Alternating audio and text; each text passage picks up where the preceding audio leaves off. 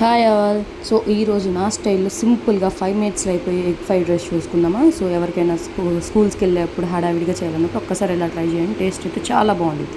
First ఒక బాండి తీసుకొని దాంట్లో 2 టేబుల్ స్పూన్ ఆయిల్ వేసుకొని 2 ఎగ్స్ బ్రేక్ చేసుకొని దాంట్లోనే కొంచెం ఉప్పు, గరం మసాలా, మీ ఇంకేమైనా మసాలాలు ఉంటే వేసుకొని 2 మినిట్స్ ఫ్రై చేశాక బాండికి స్టిక్ అవ్వట్లేదు అన్నప్పుడు తీసేసుకోవాలి. మనం పక్కన రైస్ బాయిల్ చేసి పెట్టుకుంటాం కదా, అదే రైస్ చల్లారి పెట్టుకొని అది దాంట్లో వేసేయడం.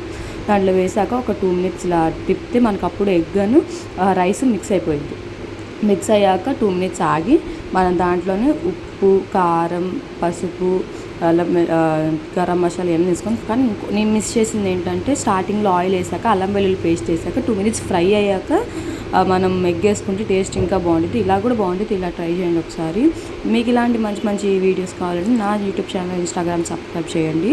సో దీంట్లోకి మంచి కోసం ఆనియన్స్ సర్కిల్గా కోసుకొని దాంట్లో నిమ్మకాయ రసం వేసుకొని 2 మినిట్స్ ఆగాక దానికి నిమ్మకాయ రసం పట్టాక తింటే టేస్ట్ అయితే చాలా బాగుంటుంది. ఒక్కసారి మీరు కూడా ఇలా ఫ్రైడ్ రైస్ తిన్నప్పుడు ఒకసారి ఇలా ట్రై చేయండి. చాలా అంటే చాలా బాగుంటుంది.